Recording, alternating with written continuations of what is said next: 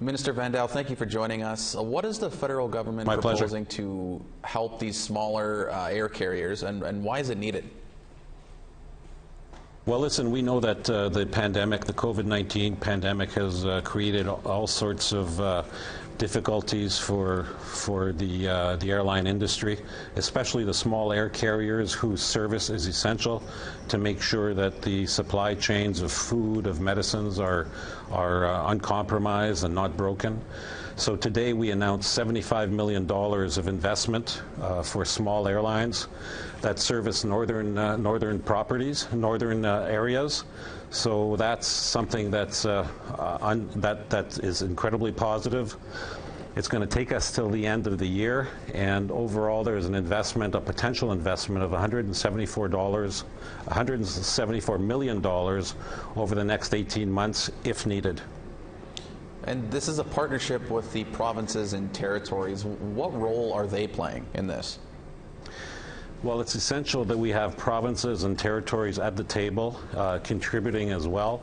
So the public service of the Minister of Transportation, Marc Garneau, will be negotiating with all the provinces, all the territories on how this is going to roll out. And so that's something that is important. We know that this is a Canada-wide issue, but it's also a provincial territorial issue. Most of the isolated areas are in the territories. However, there's about 20 in Manitoba and over 20 in Quebec and Ontario as well. So we need provinces at the table as well. Nunavut earmarked $24 million back in June to prop up airlines servicing the territory. Does this new funding replace or complement what they've spent? It complements it. If you'll remember, back in April, the federal government also invested over $17 million in airline support for the three territories. So that was something that was essential to do at that point. We know that, as I earlier stated, we can't sever those supply chains. So our initial investment was $17 million. That took us till the end of June.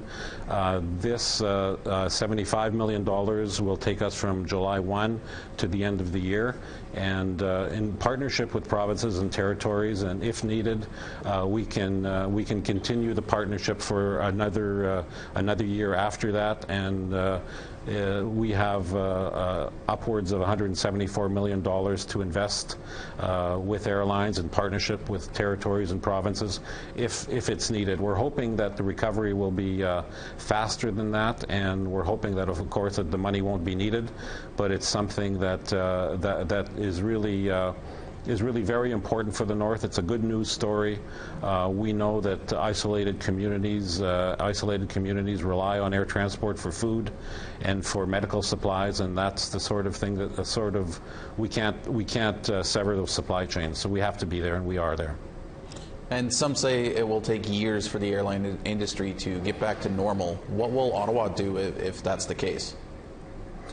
Well, listen, we are here for the long term. We understand we are in unprecedented times.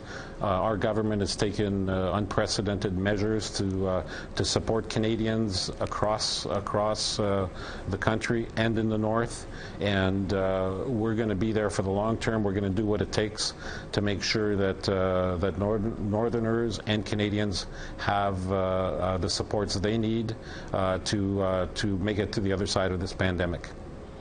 And switching gears for just a moment, your government recently struck a deal with Alberta to cut back on environmental monitoring of the tar sands, including dumping effluent into the Athabasca River. How is that environmentally responsible? Well, I don't have that information in front of me. I understand that Minister Wilkinson has addressed that yesterday. It was not a deal to reduce the monitoring of the effects of the oil and gas industry in Alberta, but that's something that I will defer to Minister Wilkinson to comment on. But I can tell you that our government is committed to to reduce greenhouse gas emissions over the long term. We're committed to be net zero by 2050, and that's going to take a lot of work and a lot of partnerships with all the provinces, as well as the oil and gas industry. But for further comment on that in detail, I would go to the minister responsible. All right, perfect. Thank you, Minister Vandal, for joining us. That is Minister Dan Thank Vandal. you. My pleasure.